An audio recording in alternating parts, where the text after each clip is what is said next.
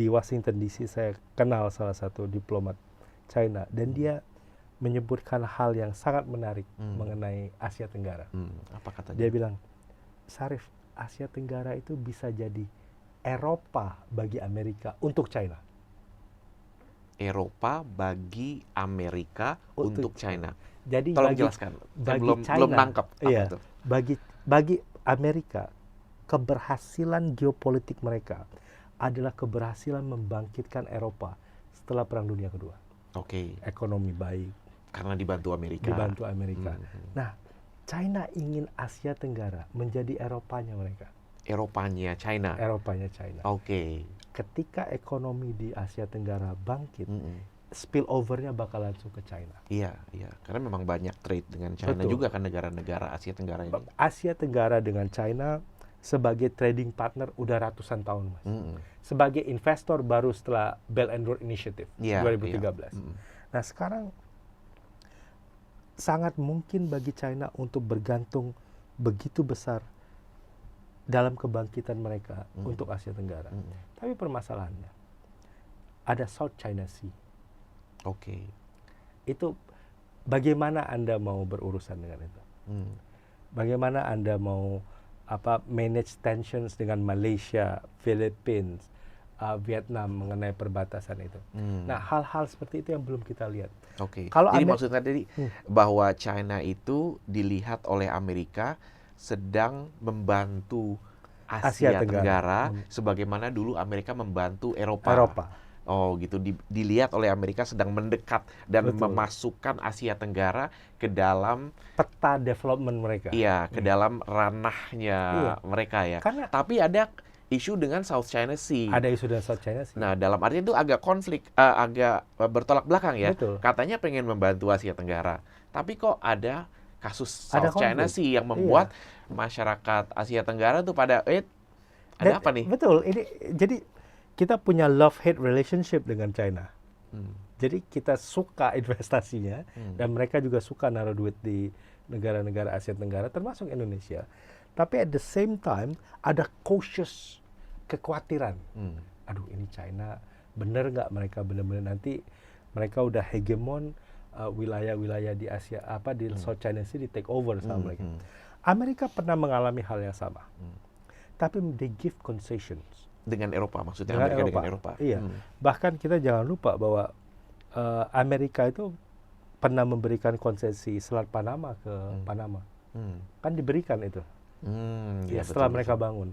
Nah, apakah China secara domestic politics mampu bernegosiasi dan Asia Tenggara tuh emas buat kita.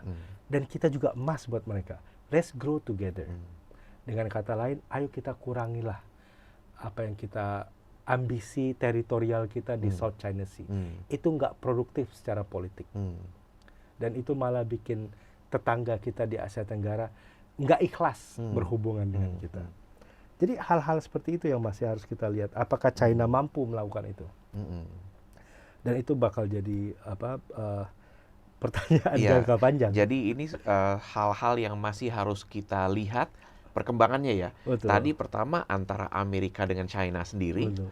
Tentunya dalam artian saya pernah mendengarkan kuliah juga dari Kishore Mahbubani dari Singapura. Dia bilang setiap kali sebuah kekuatan dunia yang besar, dalam hal ini Amerika, dia posisinya di sini, sedang didekati kekuatannya oleh kekuatan dunia yang nomor 2 yang sedang naik, itu biasanya memang terjadi ketegangan. Dan ini sudah terjadi selama ribuan tahun.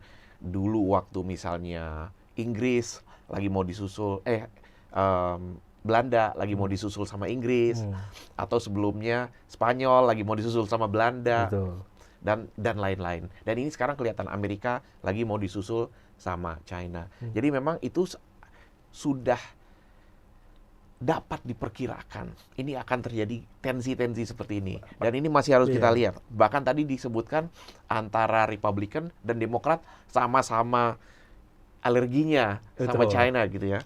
Tapi juga China ada dinamikanya juga yang menarik dengan Asia Tenggara termasuk Indonesia. Di satu pihak mereka ingin memasukkan Asia Tenggara ke dalam lingkup pengaruhnya, tapi di satu pihak lain mereka juga kayaknya belum selesai urusan geopolitik, terutama teritorinya dengan Betul. Asia Tenggara ya. Sehingga Asia Tenggara, mungkin ini bagus juga buat Amerika ya. Dalam artian, mungkin kalau China tidak seagresif itu dalam hal South China Sea, mungkin kita udah lebih banyak mendekat ke China. Dan itu mungkin tidak diinginkan oleh Amerika. Betul. Dan itu bukan cuma itu. In some extent, Amerika juga menjadi tidak fair kan dengan menaruh basis militernya di Filipina. Itu juga mempengaruhi tensi, ketegangan dan yang lain-lain. Tapi yang paling penting tadi Mas Mulya membicarakan hal yang bagus tuh. Ketika there is two great power class, dua kekuasaan yang besar sedang bertempur, sebenarnya perhatian kita selalu terlihat pada yang besar-besar yang sedang ribut. Tapi ada middle power. Ada Malaysia, Indonesia, Vietnam. Itu negara-negara yang sangat potensial untuk menjadi the next Japan, the next South Korea. Mereka yang menopang the great power. Mereka yang, atau untuk kasusnya Amerika, Prancis, Jerman, dan Inggris.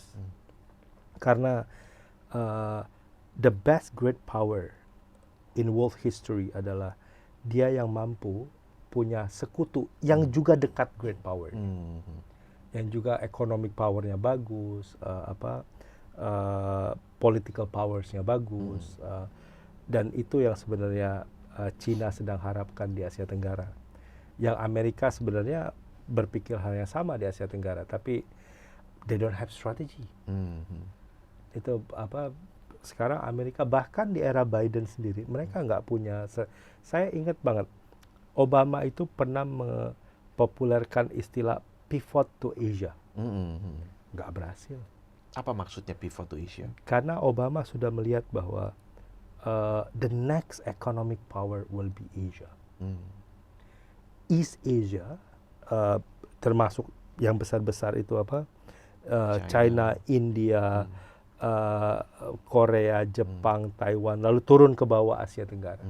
Indonesia, Malaysia, Thailand, Vietnam, Philippines. Mereka sudah sadar itu. Karena there is a very good statement, mereka bilang, satu hal yang paling unik dari Asia Tenggara itu adalah semua orang tuh pengen jadi kaya. Jadi there's a good ingredients bahwa di seluruh dunia kali, tapi, atau orang Asia terutama. Orang Asia mungkin, karena I'm not saying less political, tapi selalu jadi perdebatan banyak orang. Kenapa negara Asia Timur, Korea itu miskin sekali tahun 60-an, Mas. Lebih miskin dari kita. Perang saudara. China juga lebih miskin. Tapi mereka mampu melewati Afrika Utara, Mesir dan yang lain-lain, dan Amerika Latin. What variables yang Asia Timur punya, tapi Amerika Latin nggak punya, dan Eropa, Afrika Utara nggak punya. Yang bisa membuat Asia naik. Iya, the tick of growth-nya tinggi banget. Apa variabel? Banyak beberapa diplomat selalu bilang orang pengen jadi kaya. Saya sepakat sih, sebenarnya semua orang pengen jadi kaya. Tapi iya, saya yakin orang Timur Tengah, orang Afrika Utara juga pengen kaya. Kaya juga. Tapi oke. Tapi mungkin semangat pengen kayanya tinggi gitu ya. Atau menurut saya ada institusi yang catering that. Apa tuh? Jadi yang menahan bagaimana development di Asia Timur itu cukup berhasil. Banyak yang bilang salah satunya adalah institusi. Jadi institusi semacam apa? Institusi yang birokrasi negara yang sangat fair bukan sangat fair, yang cukup fair dalam mengatur redistribusi dan perizinan dan lain-lain. Itu terjadi di semua negara Asia Timur, termasuk Asia Tenggara. If I can recommend a book, there is a book by saya lupa, tapi judulnya Asia from Authoritarian to Democracy. Negara Asia Timur, termasuk beberapa negara Asia Tenggara, adalah satu-satunya autokrasi yang kemudian menjadi demokrasi. Lee Kuan Yew, Mahathir Mohamad, Soeharto, Park Chung-hee, di Taiwan, China sempat di eranya Deng dan yang lain-lain. Sementara autokrasi di Timur Tengah dan di Afrika Utara hancur. Gaddafi. Mesir siapa terkenal? Mubarak. Hosni Mubarak. Ayahnya Syria. Itu kan nggak berhasil secara ekonomi. Nah, di Asia Timur itu cukup berhasil. Ada banyak teori mengenai itu. Selain institusi, Asia Timur itu punya group of people yang tidak melemah selama autokrasi, yaitu pedagang, traders. Ya. Kadin lah kayak gitu. Iya, asosiasi. Asosiasi gitu.